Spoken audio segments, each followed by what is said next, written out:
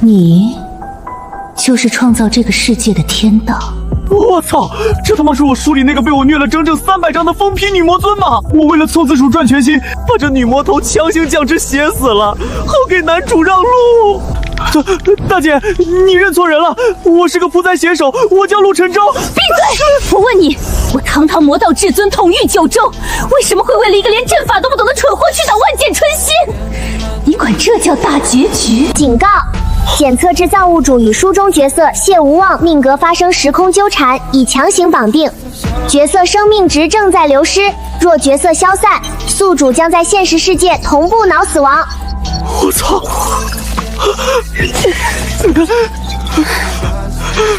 感受到你那微弱的生机在流逝了吗？我若死，你也活不成。我改，我马上改剧本。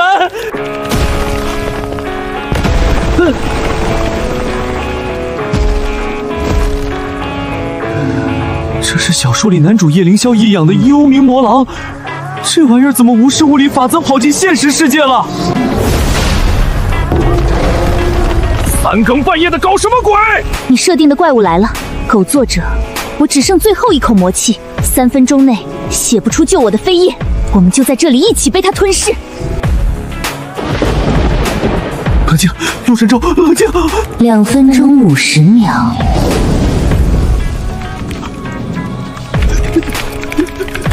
2分钟。别催了！番外，玄武秘辛。300年前，谢无望入北海，于幽冥渊底寻得上古玄武一缕真灵，以己身魔气为引，将玄武甲炼入第3魂之中。此甲不出则已，一出便可挡天劫3道。世人皆不知，连他最亲近的剑士也不知，今日凌云顶上，他为何要让叶凌霄一剑穿心？因他要借着一剑之力，激活沉睡的玄武甲，金蝉脱壳，借假死困住真正的幕后人。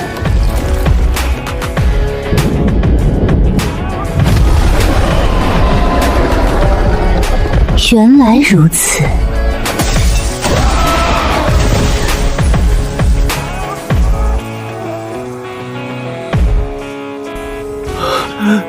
算你识相。咱们现在算是一伙的了？同生共死的那种一伙。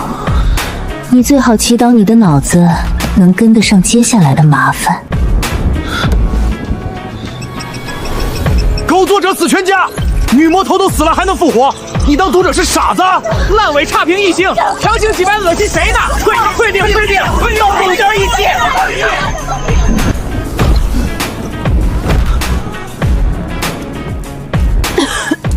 提示：读者愿力是维系角色现实存在的唯一能量，怨念值持续上升，宿主与角色将共同消散。愿力。读者怨念能要我们命，那读者的爱是不是就能救我们的命？别死！咬咬牙，我这就让他们闭嘴。你最好快点。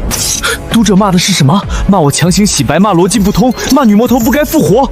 那我就让女魔头复活这件事变得理所当然，变得让人心疼，变得让他们觉得自己之前骂错了。加更前传彩蛋，我打算掀一张更大的牌。番外，九州龙脉。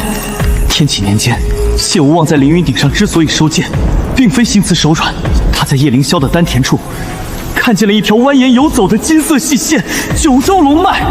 九州大地，万千生灵皆系于此脉之上。叶凌霄不是天命之子，他是龙脉的风一毛，杀他则毛断，毛断则九州陆沉，10亿生灵化为齑粉。他不是降职，他是放下了300年的仇恨，去赌一个万民荒路，一手烧手，背负万年骂名。是我对不起谢无望，这本书的真正主角从来就不是叶凌霄。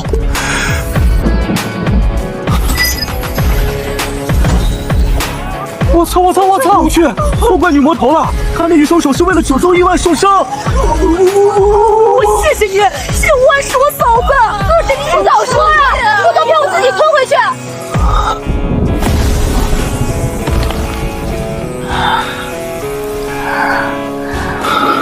你的笔比你的剑有用。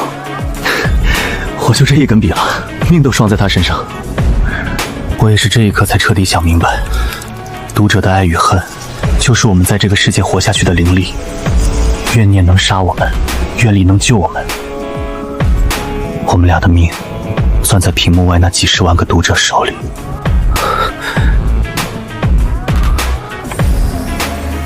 以后这就是我的剑。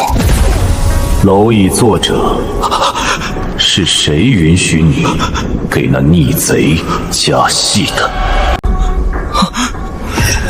这声音，这语气，是叶凌霄，我笔下那个龙傲天男主，亲自找上门来了。叶凌霄，你以为你写出来的就轮得着你修改？可笑，你不过是个借我成名、靠我赚钱的下贱凡人。天命之子，躲在后台不敢现身，也配叫天命？无妨，我已经知道怎么对付你这只蝼蚁了。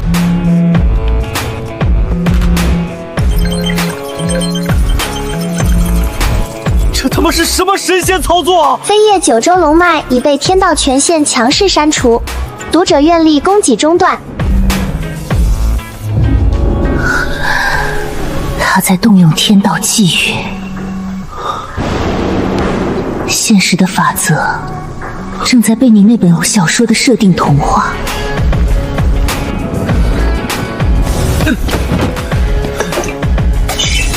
蝼蚁跪着求我，或许我能给你留一条命。鬼你妈！陆晨舟，他玩天命是吧？那我们就断了他的天命。你敢不敢把他道心中魔的真相给我抖出来？道心众魔，那是我藏在叶凌霄人设最底下从来没有写出来的最大的一块黑料。他妈的，写！今天就让全网读者看看，他们捧上天的龙傲天到底是个什么东西。某宝没了，没事，老子还有 Word。后台被锁了，没事，老子还有某号、某博、某吧、某户、某版，老子有80个小号。世人皆传，叶凌霄屠灭凌云宗，是因为凌云宗私通魔道，残害生灵。世人皆颂他为除魔卫道之第一人。可真相是，凌云宗藏有上古至宝9窍玲珑魔心，叶凌霄要的从来不是除魔，是炼魔。他要把这颗魔心炼入自己的丹田，以此走捷径，跨越3大境界。那一夜，凌云宗300余口，从襁褓婴儿到耄耋老者，被他一件一件亲手斩尽，鲜血染红了3000里溪水。而他事后把这桩血债栽到了正在闭关的谢无望头上，从此魔尊屠宗之名遍传天下。他自己却以追凶英雄的姿态名扬9州。他不是除魔卫道，他自己就是这9州最大的魔。我一边码字，一边把脑子里所有曾经为了爽点而不敢写的细节一条一条的全甩出来。叶凌霄如何伪造证据，如何买经史官，如何把凌云宗大长老的女儿灭口，如何在事后假惺惺的给凌云宗立碑，每一条都带着时间、地点、人物，跟检察院起诉书似的密不透风。谢谢。别谢，我也是被他逼急了。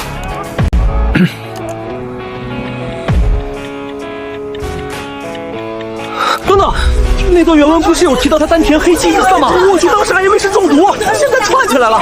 第87章，他对长老说魔心已稳，当时还以为是装逼台词，所有伏笔都对上了。叶凌霄，你这个伪君子！谢无浪带了300年的光。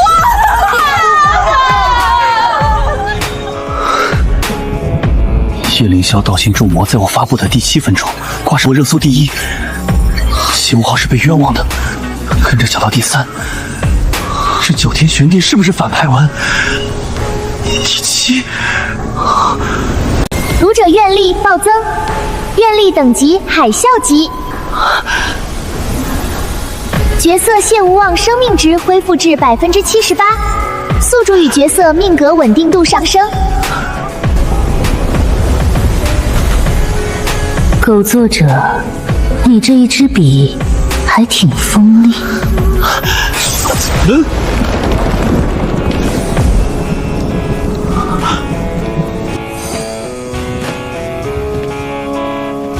这把剑，这张脸，我太他妈熟悉了！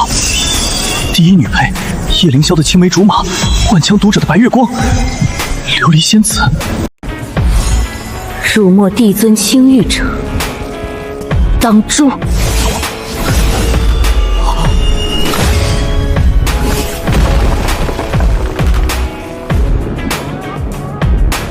一头！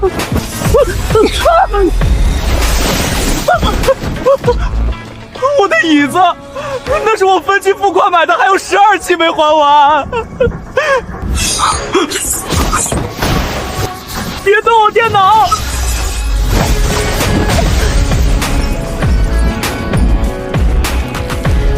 还没好，他身上那些伤是我亲手在第80章里写下去的，愿力只能续命，治不了根。他现在硬扛一个元婴期，跟一个还在化疗的病人去打 UFE 没区别。陆晨舟，躲到桌子底下。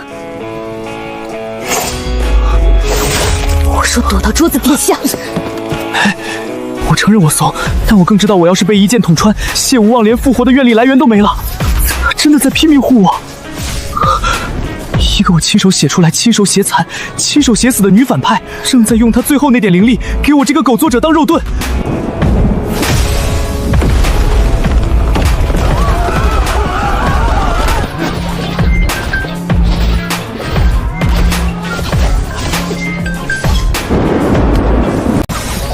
九天剑诀第7式，万剑朝宗。这招我写过，这是琉璃仙子的杀招。原著里他用这招砍过一个化神期老怪。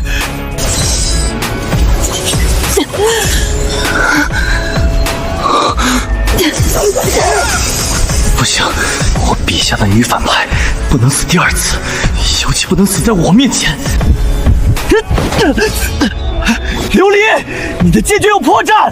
破绽，我马上就给你写出来。键盘哒哒哒响起来的瞬间，我感觉到一股很奇怪的东西顺着指尖往上爬，不烫也不冷，就像有一条看不见的电流从剑帽里钻进我的指肚，顺着手腕、手臂、肩膀一路爬到我后脑勺。整个世界在我眼里卡了一下，我看见漫天剑影还悬在空中，但那些剑的轨迹、角度、灵力流向全部以一种半透明的数据来悬浮在我视野里。我看见了，我看见琉璃仙子的剑诀，每一个字节拍，每一处力量传导的路径。我看见她体内灵力的循环图，像一张活的人体经络图。这就是执笔者。人物补设：琉璃仙子。20年前，琉璃仙子年方16，自是天纵之才，曾投入凌云宗藏阁，提前修习了本不该由他这个境界接触的9天剑诀最后2式。因贪功冒进，根基不稳，他的第3经脉自此落下岸上。常人不察，唯有动用万剑朝宗这等号灵巨招时，第3经脉才会出现0.3秒的逆流。这0.3秒是他从未对叶凌霄说过的秘密，也是他全身唯一的死穴。人物档案已更新。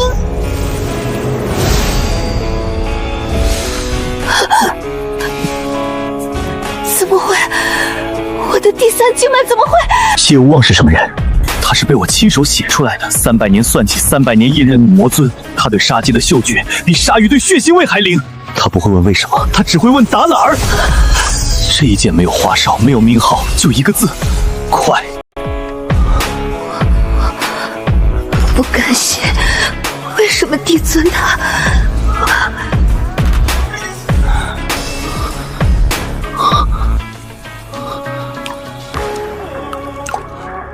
我刚才是真的写死了一个元婴期，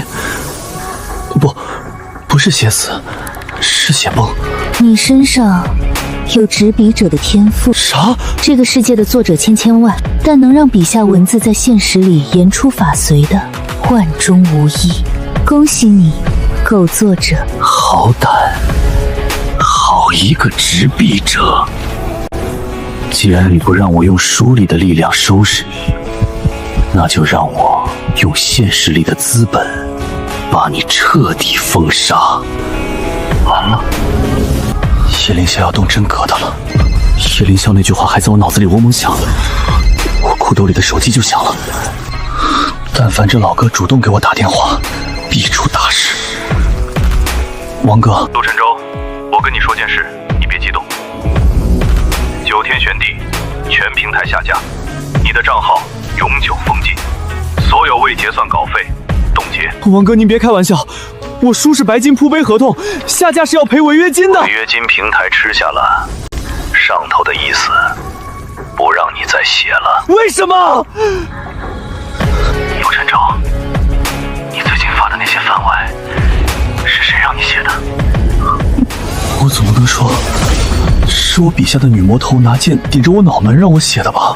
老陆，听哥一句，回家睡2天，别上网，这事不是我能管的，是职更上面的意思。哪个更上面？愿力源头被切断了。妈的，叶凌霄这一手比剑还毒，他不杀我，也不杀谢无望，他直接把我们的补给线给掐了。一个写手没有平台，就跟一个士兵没有子弹一样，再有本事也是个废物。城主，我想办法。陆晨舟，我活了300年，这一次可能真……闭嘴！你的剧本归我写，我说还没完，就还没完。主号封了，小号1封了，小号2封了，某波禁言，某号下架，某西账号异常，某8 IP 被封，连我那个发了5年生活照、粉丝只有42个纯纯的废号也被封了。操！就在这时，不是1辆车，是7、8辆。紧接着是车门砰砰砰的一连串关上的声音，然后是脚步声，很多双脚的脚步声，沉重而整齐的往我们这栋楼里冲。他们的眼睛，我从5楼都能看出来，是金色的，每一个人的瞳孔里都倒映着一缕淡淡的金色光纹，那是叶凌霄的气运。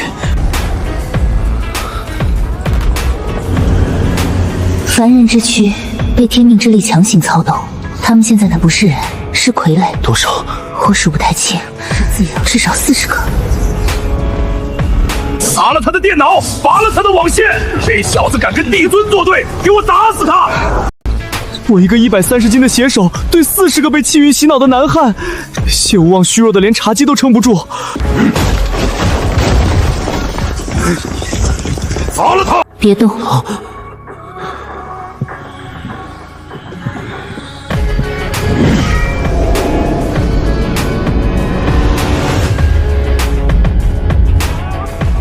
跪下！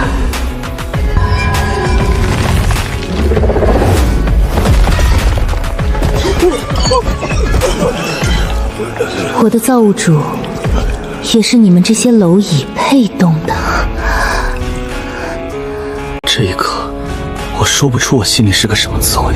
我陆晨舟活了26年，从小被亲戚说是个废物，被前女友甩了3次，被甲方爸爸骂过祖宗，被主编扣稿费，外卖小哥差评过。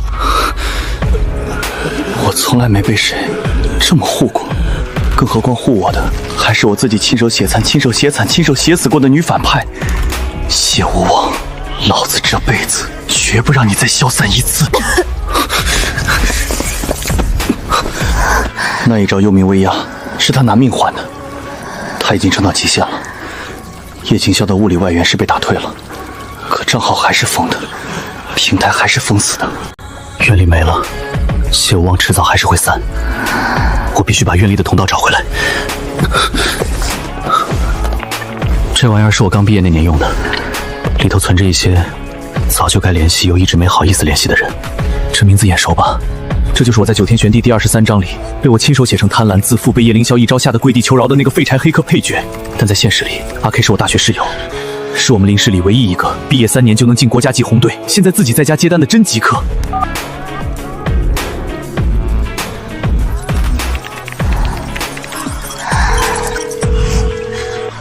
我说狗组者，你失踪3年了，今天还知道我活着呢。我跟阿 K 仨字概括我俩的关系：同寝同桌，同被前任甩。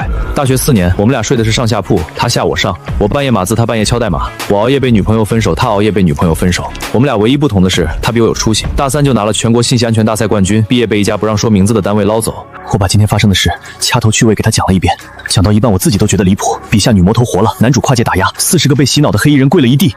我说完，电话那头沉默了，沉默了很久。我心想完了，这哥们儿要把我电话拉黑了。陆晨舟，你写的那个废物黑客配角叫什么名字来着？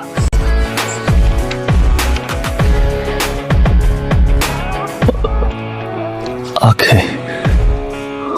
巧了，我刚才打开那本9天玄帝第23章，发现那个配角今天早上开始背景设定里多了一行，哪一行？其原型为现实中某不愿透露姓名的国家级部队成员。老陆，你他妈是不是凌晨给我加戏了？我没加这一行，但我突然反应过来，我之前为了让谢无望复活，疯狂打过一版补丁飞叶，在那一版里，我顺手把所有配角都打了补丁，给他们写了未觉醒前的真实身份。阿 K 是被我补丁觉醒的第一个配角。K 哥，我现在被全平台封了，我需要一条隐藏更新通道，绕过平台主服务器审查，把章节强推到所有读者的弹窗上。陆晨舟，你知道你刚才在让我犯多少条罪吗？我知道。你知道这事儿一旦被查，我下半辈子都要在号子里写代码吗？我知道。行吧，看在你大3那年替我背了一次锅的份上。你也是。我也是。老陆，我跟你说，你那本书我从第1章追到现在，你写的叶凌霄，老子早就要抽他了。今天能帮你打他脸，我反手就接。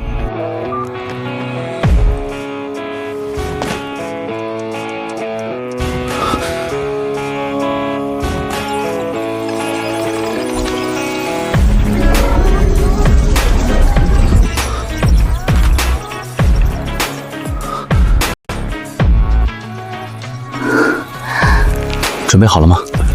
这一章我酝酿了很久，我打算把你300年来扛的所有锅、所有委屈、所有不为人知的真相全部抖出来。会不会让你担上风险？我都被封号了，还有什么风险？再说了，这一章不只是为了救你，是为了告诉那些读者，他们追了5年的天命之子，从头到尾就是一个屠村襁褓的伪君子。我打开了那个隐藏通道。我在标题栏里敲下了这一章的名字：9天玄帝，大型番外，深渊悲歌，谢无望的真相。一瞬间，全网所有正在追这本书的读者，无论他在干什么，通勤、吃饭、上厕所、开会，他们的手机叮的一声，同时弹出了同一条推送。那条推送是我用谢无望300年的命写下的最后一封战书。我没有夸张。第2天复盘的时候，热搜词条下面有人发了一段视频。晚高峰的地铁车厢里，几十个人的手机同时弹出推送，整节车厢叮成了一片。还以为是地震预警，可他们点开之后就笑不出来了。我在那一章里没用一个花哨的词，我只是把他300年扛过的东西一笔一笔按时间顺序平铺直叙地写了出来。我写他16岁那年，第一次看见深渊裂开，那东西从地底涌出来，吞了他整个师门，连他抱在怀里的小师妹也没剩下。他跪在焦土上哭了3天，没人来救他，因为整个修真界都在传凌云宗谢无望引魔入室，那个把脏水泼到他头上的人叫叶凌霄。我写他为什么要坠入魔道，因为镇压深渊需要一具魔躯做引，全九州只有他这具天生灵根能扛住反噬。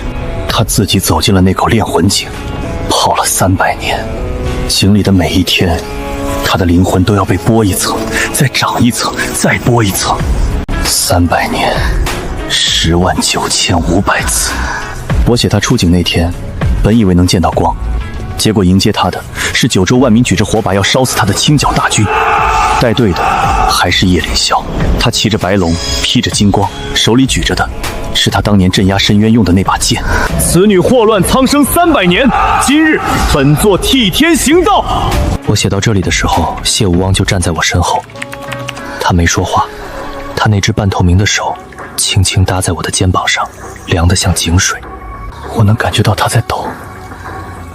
我没回头，我怕一回头自自己也跟着抖。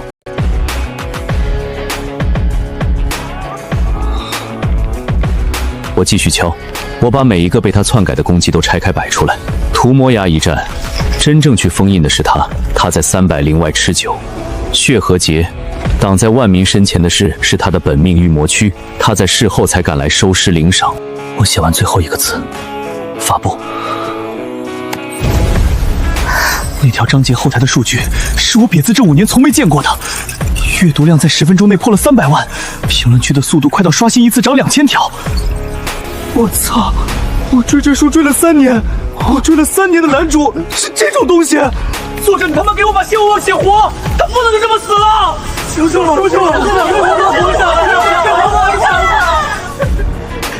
我的心口那种之前一直在绞着的钝痛开始一点点松开，像是有什么东西反过来涌进来，像潮水，像有人推开了一扇窗，外面的风全灌进来。我低头看自己的手，指尖在发光，一种种很淡的金色的光顺着键盘的缝隙往我手腕上爬。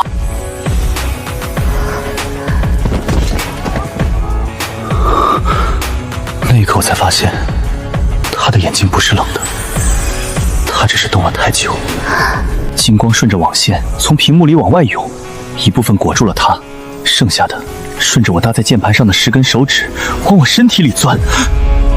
嗡的一下，听见自己的心跳，第一次跳得这么响。那股金光从我指尖灌进来的时候，我的第一反应是，完了，要触电了。我大学物理挂过2次，但常识还是有的。人体不该发光，可我整个人从手腕到肩膀，从胸口到天灵地，正在被一种说不清的东西冲刷，像是有人拿了一把小刷子，伸进我的每一根血管，把里面攒了26年的灰一点一点刷出去。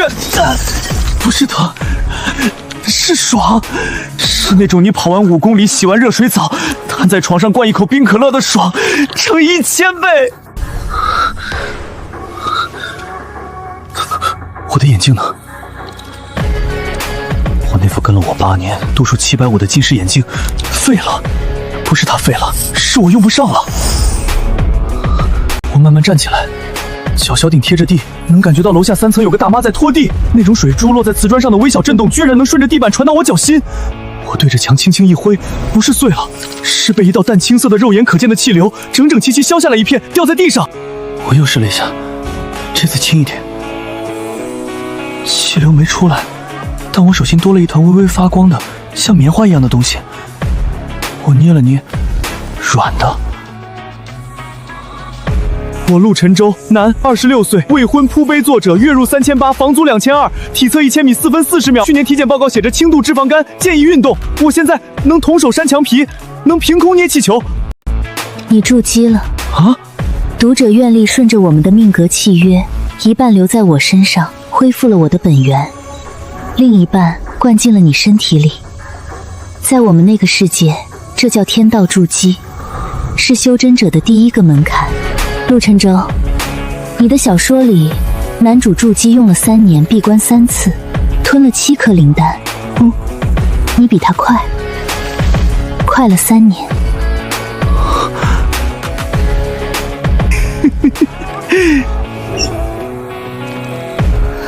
那我能不能用这个去把我前女友拉黑列表里的我捞出来？我刚要再品2句，窗外的光突然变了，不是太阳落山的那种橘红，是血红，像有人在天上倒了一瓶颜料，整片云、整片天从西到东瞬间被染成了那种瘆人的、暗沉的、像化不开的树浆一样的红。我们这栋楼6楼的窗户刚好朝西，夕阳本来该在那儿，但夕阳没了，取而代之的是一道横贯天际的裂缝。那道裂缝是从云层最深处裂开来的，像谁拿了一把巨大的看不见的刀，从天的这一头划到那一头，云层翻卷往2侧推开，露出后面那种纯粹的空无一物的黑。不是夜空的黑，夜空再黑也有星星，那种黑里什么都没有，是虚空2个字最本来的样子。我家在6楼，我推开窗，整个城市都在我眼皮底下。我看见对面那栋写字楼的玻璃幕墙正在一块一块地反射那道血红的天空。我看见楼下那条本来堵得水泄不通的晚高峰主路，所有的车都停了，司机们一个一个推开车门，仰头看天。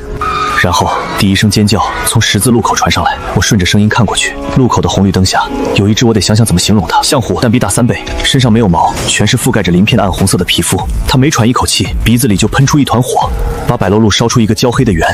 赤炎虎，我笔下9天玄帝第12章出现过的妖兽。当时为了凑字数，我给他写了300字的外貌描写。现在我那300字正一字不差的站在我家楼下的斑马线上。他低吼了一声，纵身一跃，扑上了一辆停在路口的 SUV， 车顶被他一爪子拍下去，整辆车像被踩扁的易拉罐。车里有人，我听见有人在哭。天上又传来轰的一声，我抬头，一只巨大的长着雷电翅膀的鸟正从那道裂缝里飞出来。它每扇一下翅膀，翅膀尖上就会炸开一电弧，劈抵在底下的高架桥上。雷雕，我那本书里《夜经》第38章的坐骑之一。街上的人开始跑，所有人都开始跑。我能听见此起彼伏的尖叫，玻璃碎裂的声音，远处隐隐约约的警笛声。城市的喧嚣在1分钟之内全部换成了一种东西：恐惧。我的手在抖，不是因为害怕，是因为我意识到这一切都是我写出来的。陆晨舟，既然你们不肯听话，既然你们要在我的剧本里加戏，那这个剧本就不要了。这个世界按我的来，重写。是叶凌霄的声音，那是一个不再伪装的声音。之前他还要装一装天命之子的端庄，端庄个屁！现在的他，声音里全是那种被孩子抢了玩具，决定把整个玩具房点火烧了的疯。他疯了，他要把现实世界强行同化进玄幻法则。陆晨舟，这一旦同化完成，地球上没修过仙的人全部会死，没有一个例外。我抬头看天上的裂缝，裂缝正在变大，从里面黑压压的一片正在往外涌。不是一只赤焰虎，不是一只雷雕，是成千上万。是我那本书里从第1章到第80章所有出现过名字的妖兽，它们排成一片黑色的潮水，顺着裂缝往这座城市倒。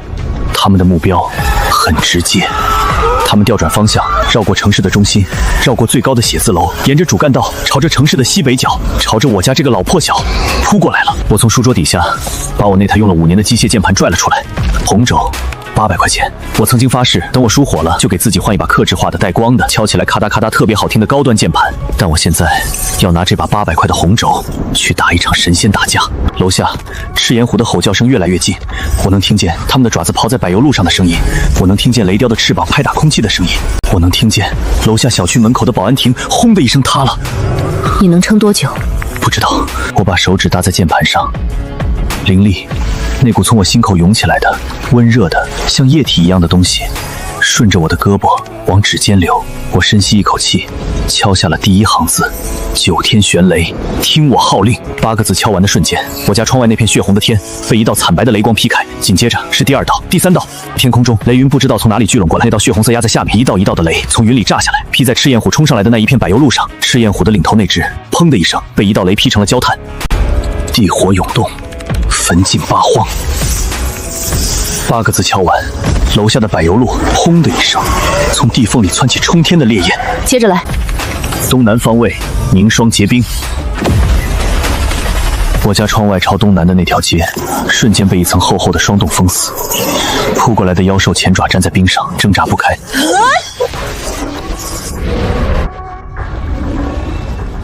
西北方位狂风卷地。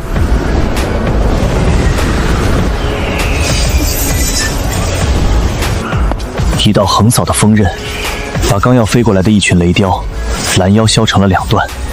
正南方位山岳镇压。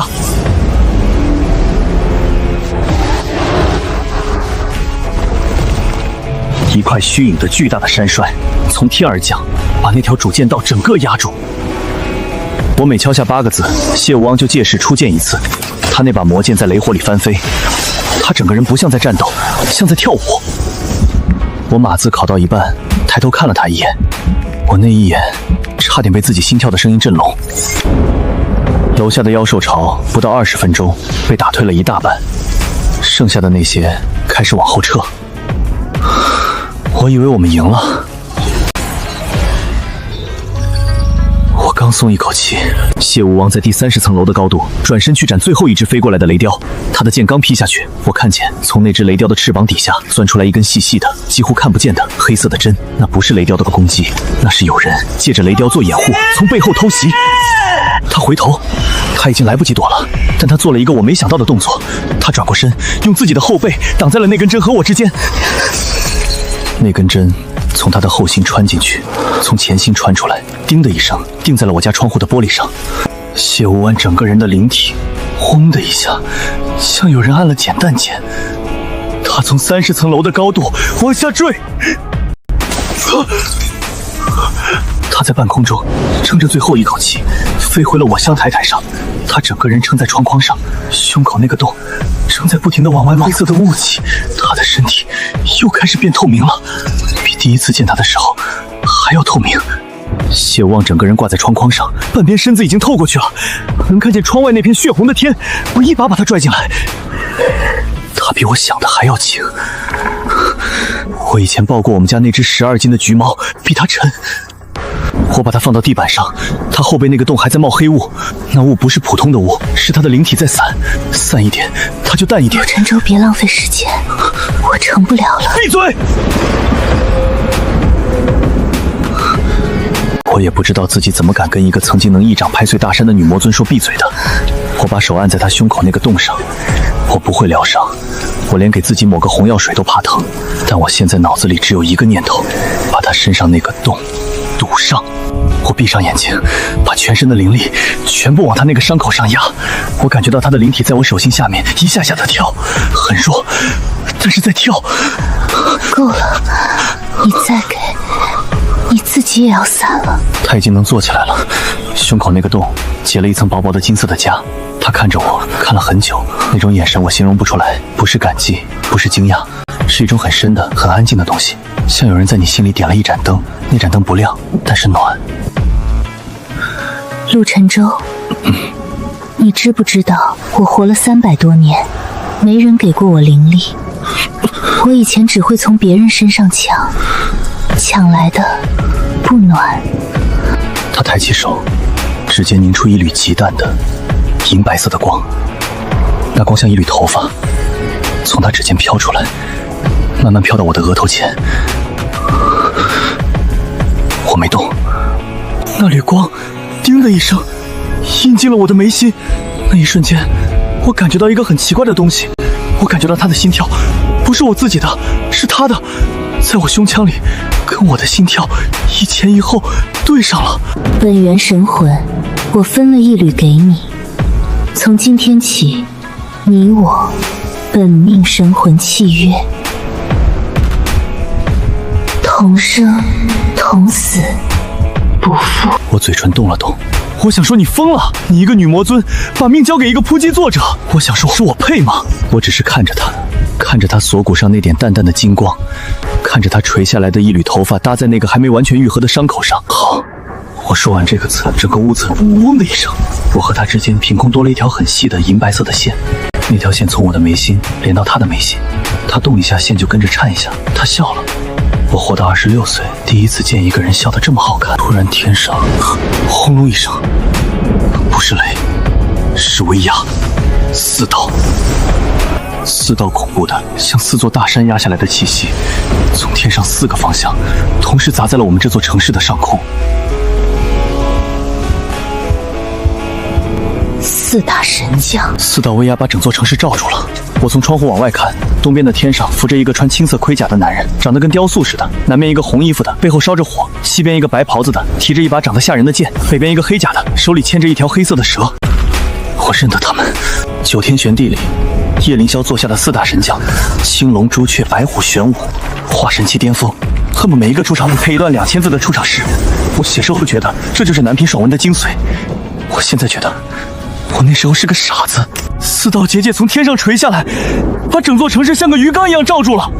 城市里所有人被强行钉在原地，动不了，喊不出声，只有我和谢无望还能动。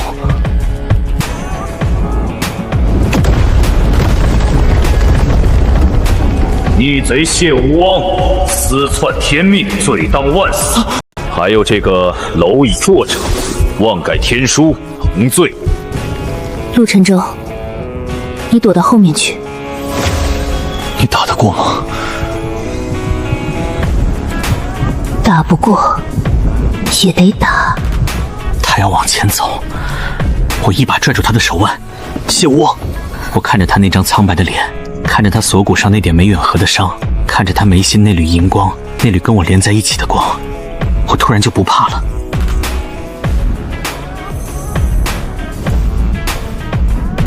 他们4个是很强，化神期巅峰，碾压你现在的修为，但是他们是我写的。他们每一个的功法，每一个的招式，每一个的弱点，那一个见了哪个姑娘会脸红，那一个晚上睡觉是侧着睡还是趴着睡，我比他们自己都清楚。谢无汪看着我，眼神慢慢变了，从绝望到怀疑到笑。他那个笑跟刚才结契约的时候不一样，那个是软的，这个是利的。陆沉舟，我以前怎么没发现你这么狂？我打开了手机备忘录，我那台破手机屏幕碎得跟蜘蛛网一样，但是输入法还能用。我手指搭上去，天上青龙神扇已经举起了他的长矛，那杆矛上凝着的灵力足够把我家这栋楼从中间劈成2半。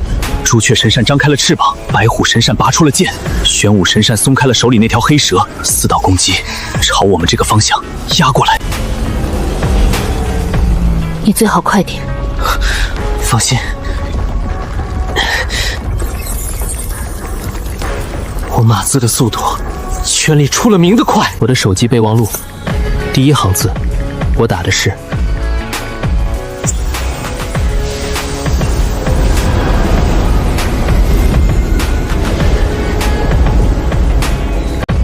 青龙神将林青眼，修炼青木大眼诀。这套功法是我写大纲的时候熬夜赶出来的，赶得急留了 bug。左肋下第3寸是经脉汇集的死穴，我设定他系了一条护身符压住，但后来我改稿改没了，他自己不知道。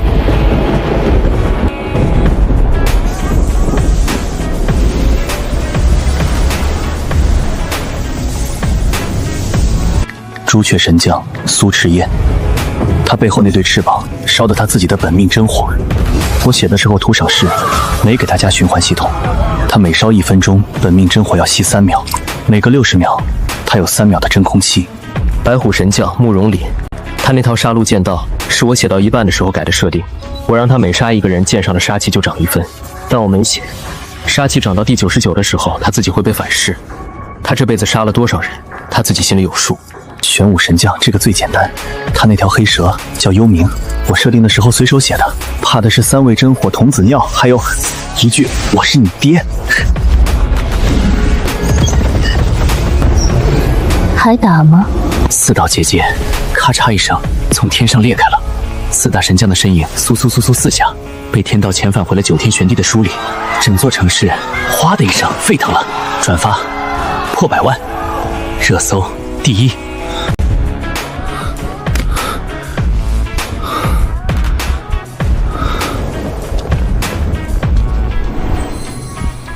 你这张嘴，留着以后有用。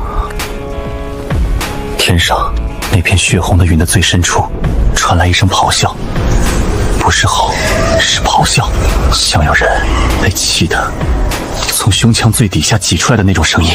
他急了，叶凌霄急了。他急的方式不是再派人下来，是您的账号违反天道使用条例，已被系统永久注销。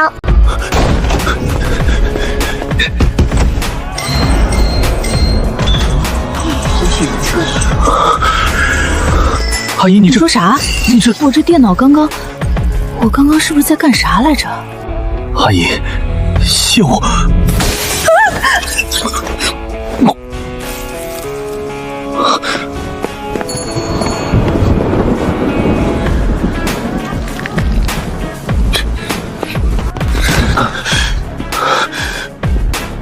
我没了。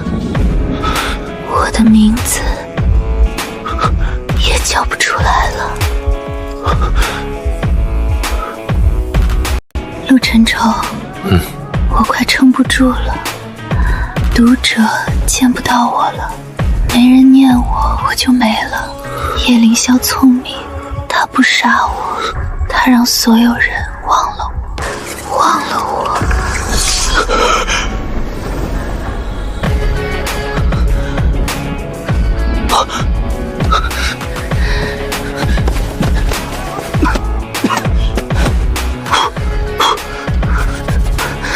陆晨超，你怎么了？谢无望，你本来不是反派。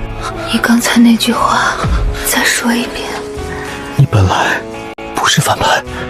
什么意思？9天玄帝，原始大纲。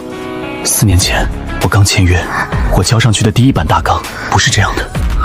无望，最早的设定里根本就没有女魔尊这3个字。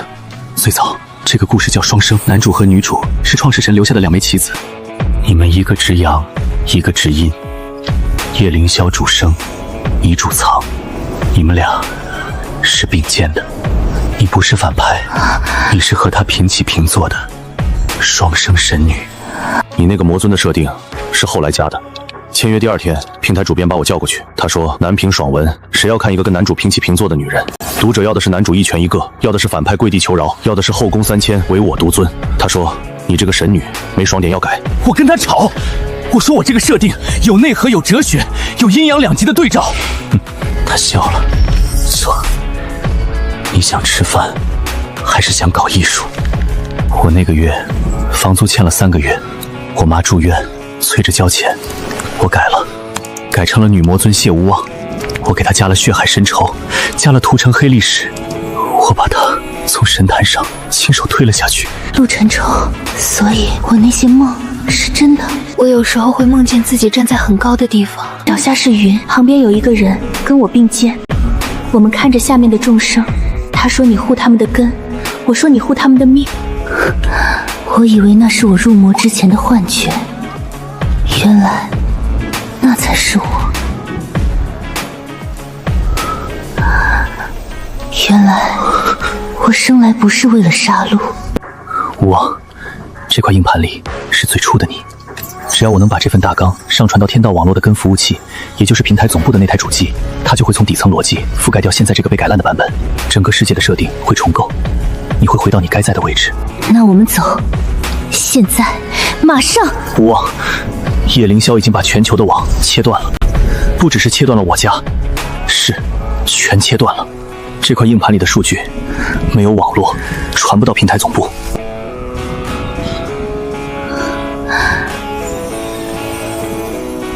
没有网，那我们就用别的办法把它送过去。无望剑出！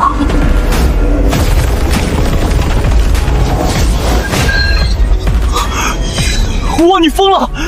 你现在照这把剑，会要你的命的！上来！无望，从这儿飞到平台总部1200公里。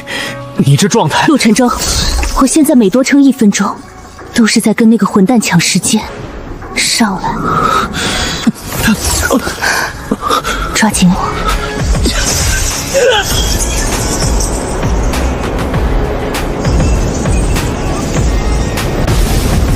哇！没事，他能调动的只是天道里残存的伪雷劫，撑不了多久。我操，他玩真的！凡间的铁疙瘩。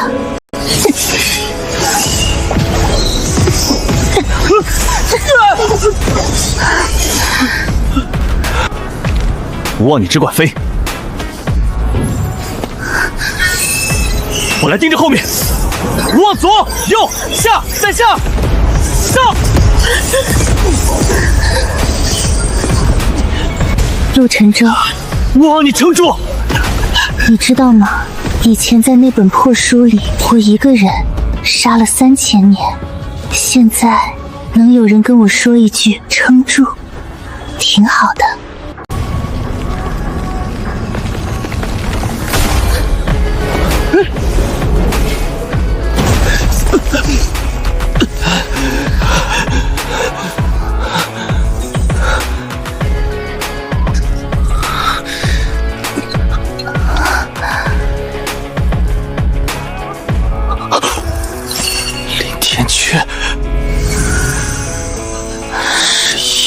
样的。陆沉舟，你飞了1200公里，就为了上来跟我说几句话？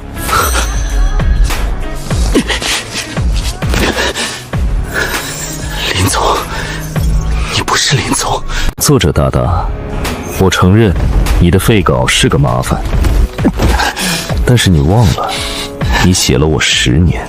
你笔下的我是天命之子，是龙傲天，是这个故事唯一的主角。而这个躯壳是平台的总裁，是资本，是规则的制定者。龙傲天加资本，陆沉舟，你拿什么赢？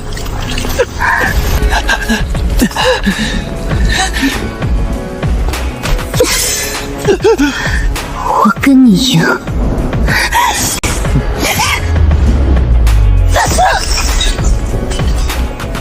哇！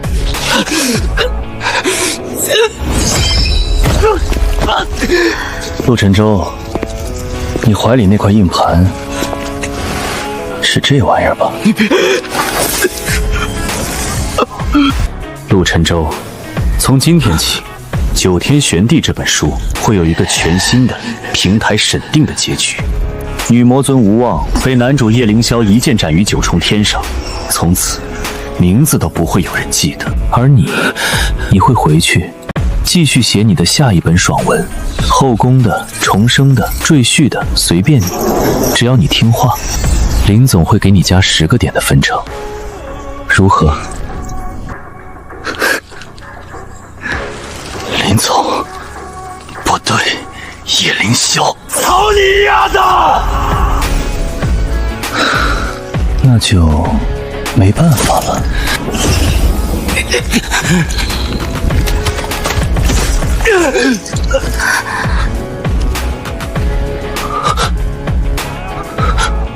消失吧，铺斋作者。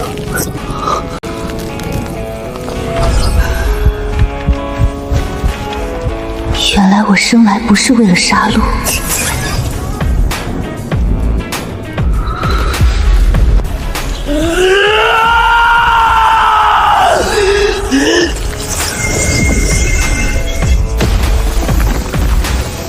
你疯了！对，我疯了。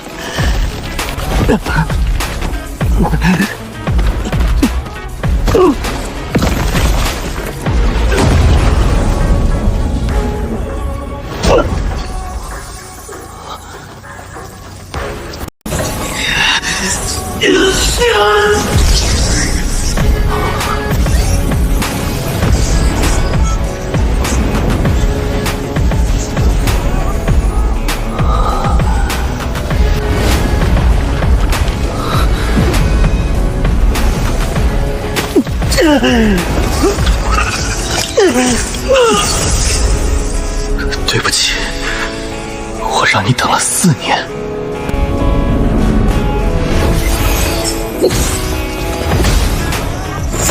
正在上传15%，47%。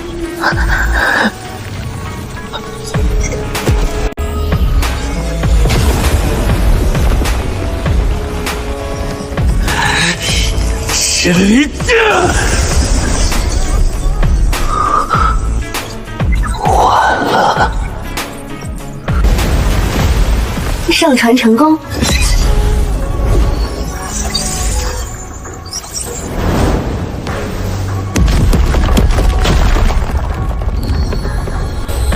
那一声钉，像一根针，把整个世界从冻住的时间里挑了出来。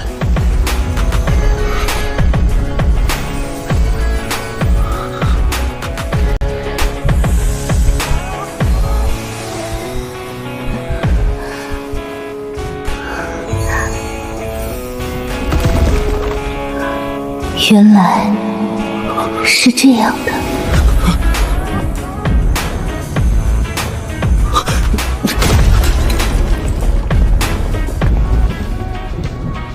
不可能，双生神女的设定早就被覆盖了。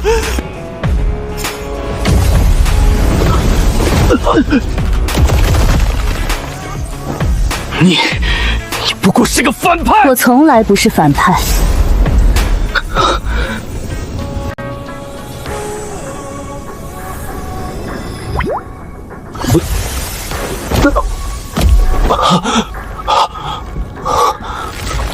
不可能！我是主角，我是天命。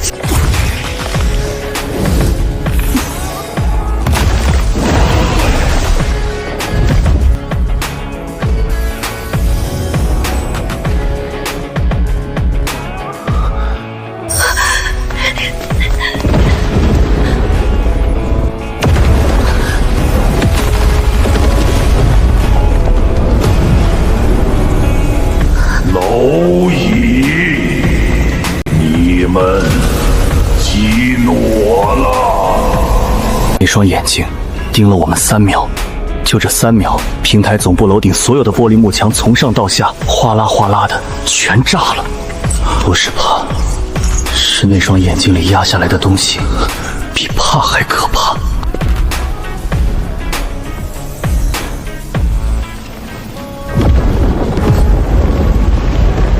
陆晨舟，我说我在，我嘴张了张，发不出声。天空那道裂缝开始变宽，从一条缝变成一道门，再变成一个洞，一个能塞过半座城市的洞。叶凌霄的真身从那道裂开的天里一步一步走了下来。我写了他80多张，我知道他每一根头发什么颜色，我知道他左眼瞳孔里那粒星沙是哪一张设定的。可真的站在我面前的时候，我发现我写的不是他，他比我写的恐怖10000倍，还真让你们翻出来了。叶凌霄，4年了，轮到我了。剑光划开半个天空，整座城市的人，如果还有没疯的，应该都能看见这一剑，一道横贯天际的彩虹，朝着天上那个男人劈了下去。主角，光环。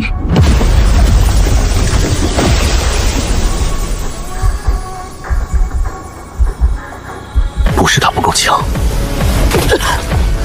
是叶凌霄站在主角这个位置上，这个我亲手把他放上去的位置上。只要他还顶着主角这个标签，他身上那层光环就是个无敌的外挂。陆晨舟，我的好作者，你应该明白，我不能输，因为我输了，你写的那80章。所有看过我的读者，所有为我充过钱的金主，所有把我截图当壁纸的小姑娘，他们的信仰就崩了。所以，我不会输。既然这片地方已经不属于你这个作者了，那就属于我吧。主角领域开。